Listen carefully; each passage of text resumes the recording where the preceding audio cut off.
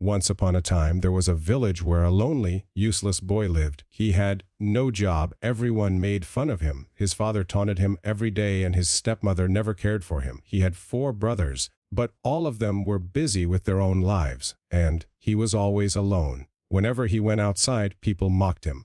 One day, as he stepped out of his house, a girl looked at him, and he looked back at her. The girl used to go to college every day on a bike with her father, and the boy used to stand daily in her way just to see her. Days passed like this until one day, the girl was walking with her friends toward the bus station. Suddenly, the boy looked at her with love-filled eyes. The girl left her friends and came toward him. The boy shyly expressed his love for her. She asked him what he did for a living. The boy replied, "I do nothing. I am always free. I hear taunts at home, and people mock me outside." When the girl heard this, she rejected him, saying, "You are poor." This broke his heart completely. He became lonelier than ever. One evening, when it was raining heavily, he sat under a tree, thinking whether he should end his life or change it. At last, he decided to leave his home. He went to the railway station, and when the train arrived, he boarded without a ticket. After some time, the ticket checker demanded his ticket, but since he didn't have one, the man got angry and pushed him out of the moving train. He fell and fainted.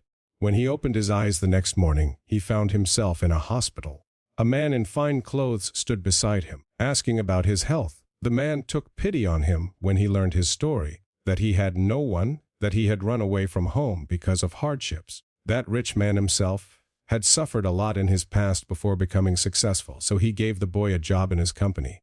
The boy started living in the company, working hard.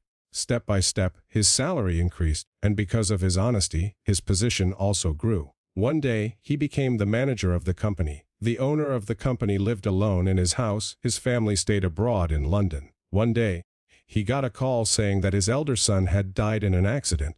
Shocked and worried, he handed over the company's papers to the boy and left for London. But in reality, it wasn't an accident. His enemies had killed his son. When the owner reached London, he found that his whole family had been murdered by his enemies. Later, when he returned, his enemies also killed him. He had no hair left except that boy, who was now the company's manager. When police raided the owner's house, they found documents written in which it was mentioned, "If I die, all my property, house, and company will belong to Tom." Tom was the same poor boy. Eventually, Tom became the owner of the company, the house, and all the wealth. He started living a luxurious life with full security. 10 years later, Tom decided to visit his village with full protocol and many cars. When he entered the village, everyone was shocked, thinking that some minister had come. But when Tom stepped out of the car, the villagers saw that it was the same poor boy whom they used to mock. They were astonished, because he was now a handsome, well-dressed young man. Even his family was left speechless. His father and stepmother took him home, served him, and said, "Son, what will you eat? Everything here is yours."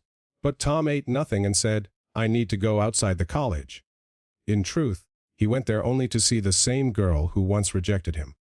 When she saw Tom, she was shocked. She came to him with embarrassment and asked, "Haven't you married yet?" Tom replied, "No." Then the girl proposed to him, but this time Tom rejected her and said, "Now it's too late. Think, if I were still the same poor Tom, would you have accepted me?" The girl felt ashamed. Tom further said, "This money, this wealth, all of it could have been yours, but you chose money over true love. I loved you, but sadly you turned out to be selfish." After this, Tom gave a large amount of money to his family and left again, returning to his rich life. The meaning of this story is simple. If you have money, everyone belongs to you. If you don't, even relationships become difficult to maintain. A man must have at least enough money to protect his dignity and sustain his relationships.